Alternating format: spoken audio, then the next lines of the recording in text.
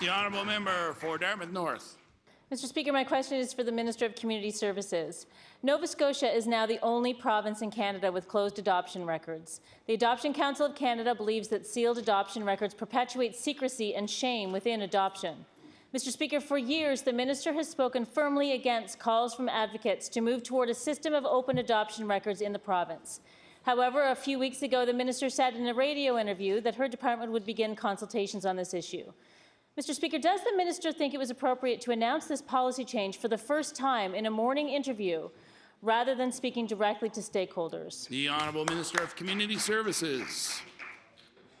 I want to thank the honourable member for the question. And in fact, the radio interview was prompted by a letter that I sent to stakeholder on this particular issue. Thank you.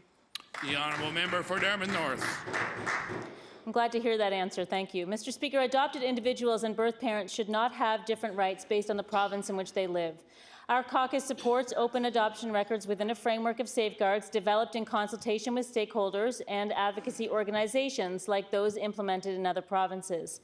Mr. Speaker, will the minister tell us when meaningful consultation with stakeholders and advocacy organizations will take place and when legislation to open adoption records in Nova Scotia will be tabled? The Honourable Minister of Community Services. I want to thank the honourable member for the question. This process will be led by a subject matter expert.